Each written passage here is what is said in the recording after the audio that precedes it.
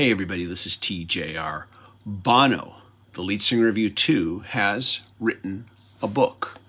It's entitled Surrender, 40 Songs, One Story. U2 is, of course, one of the most influential bands of the 80s. Unforgettable Fire and Joshua Tree are two of the most seminal albums of that decade.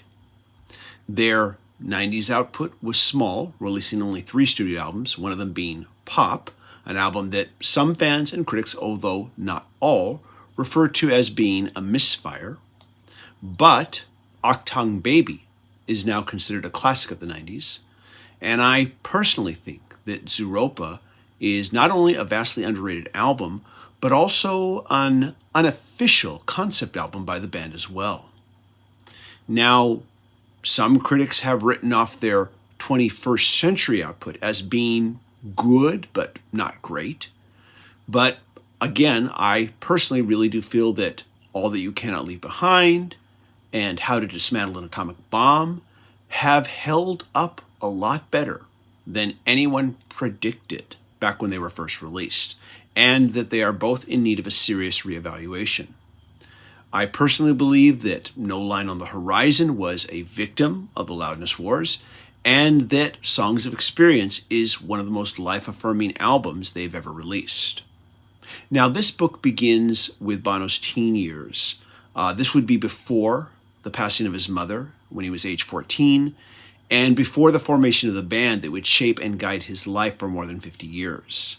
I'm going to say right now that the book, Surrender, 40 Songs, One Story, is incredibly engaging. It sheds light on the band's history in a way that I have not seen or heard before. And even if you are not a fan of the band, I believe that you will find it very compelling. But with all this said, I really can't recommend that you read it. Instead, I have to recommend that you listen to it instead. And I'm referring to the audiobook. And here's why. 1, Bono himself reads it. 2, he's a really good reader. I mean, he even does voices. I mean, seriously, with a little bit of training, he could have a serious voice acting career. As an example, there is a segment in the book where he describes a chance encounter with a very hard individual who tells him that he robbed his father's home back in the 80s, back when they were first beginning to hit it big. And he does the guy's voice. Now, I have no idea if this is what the guy's voice really sounded like, but I'll say this much. It didn't sound like Bono. That's how good he is with voices. Who knew?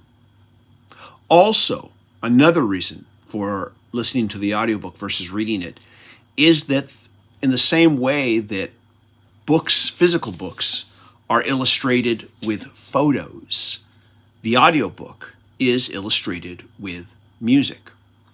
This includes not just the music of U2, but the music that influenced both him and his band. But here's the thing. When U2's music is used to illustrate the various stories that he's telling, you're not going to be hearing the familiar studio versions. Instead, you're going to be hearing alternate takes, alternate versions, and quite possibly remixes too. Now, I mostly listen to audiobooks in the car, and Bono is a good storyteller. And as I listened to this book in the car, it really felt like he was just sitting next to me in the car, casually unveiling untold stories from his and the band's past, some of which you may have heard of, but now coming from his own very close first-person perspective.